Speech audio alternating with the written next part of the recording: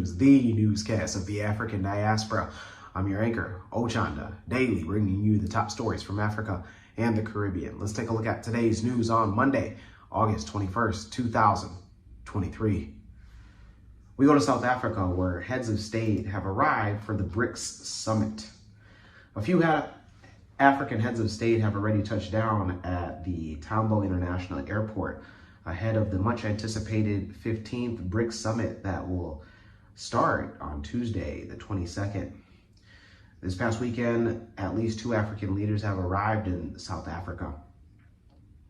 Malawi's President Lazarus Chakwera is already on home soil, as well as President Cyril Ramaphosa invited 67 leaders from Africa and the Global South to attend the BRICS Africa Outreach Summit.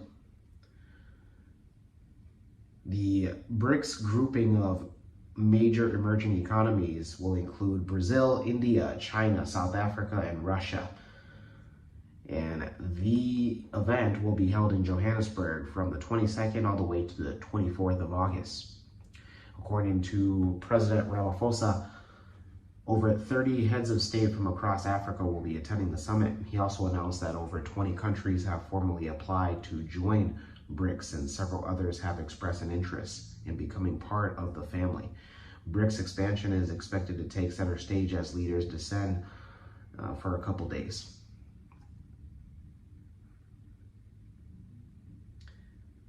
BRICS summit leaders are hoping that the gathering will cement the bloc's partnership, but also benefit the people of South Africa.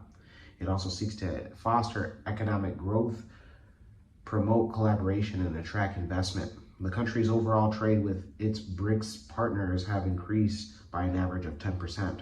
Meanwhile, South Africa's trade with BRICS reached a little over 830 billion rand in 2024.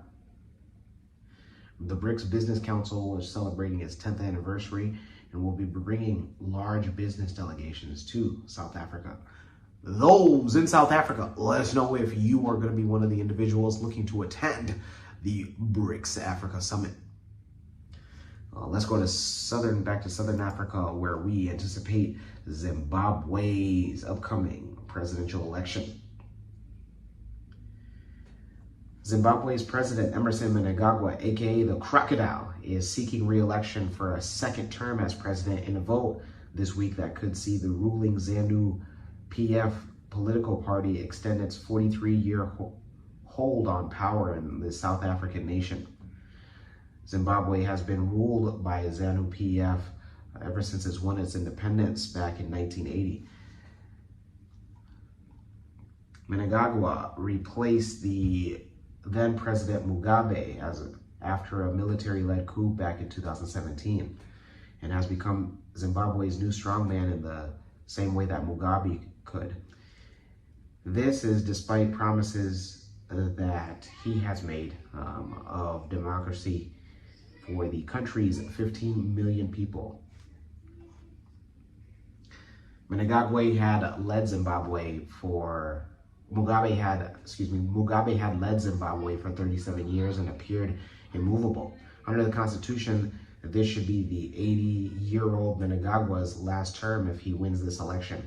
However, parts of his party have said that this law should be changed back to the way that it was during much of Mugabe's time to allow Mnangagwa to stay as president. Supporters said that they want him to rule for life, and Mnangagwa has not rejected the idea, telling a group that if they want him to rule this country forever, then they can also pray for that. Zimbabwe is Africa's largest deposits of battery mineral lithium. While Mnangagwa promised to break from the repressive and isolationist era, it has seen only some signs of change. U.S. and European sanctions in Zimbabwe have remained in place and have made things difficult for Mnangagwa to run his country, and he's so far blamed the West for much of its economic downfall.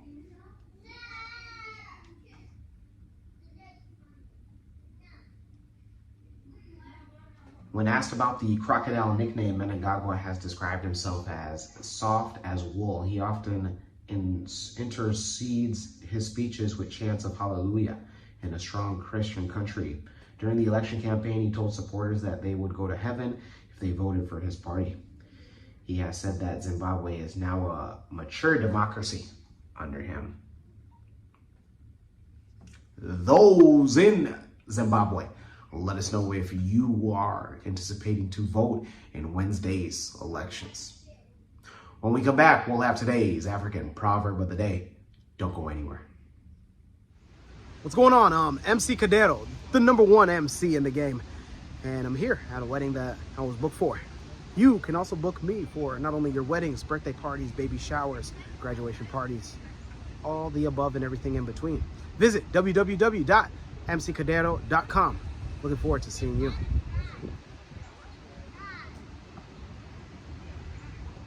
Welcome back. Let's take a look at today's African proverb of the day. And it comes to us from Kenya. Mambo. And it reads, do not follow a person who is running away. Once again, do not follow a person who is running away. Kenyan proverb. Yeah, this is not only a proverb, it's a good military strategy. You never know on where exactly that person's running to. That could be the end of you. So don't do it. Let me know your interpretation of today's African proverb of the day, as well as your thoughts, views, questions, comments, and concerns on the top stories. Don't forget to hit that like button. Make it your best friend. For Kush News on Kush Convos TV, I'm Ochanda. We'll see you soon.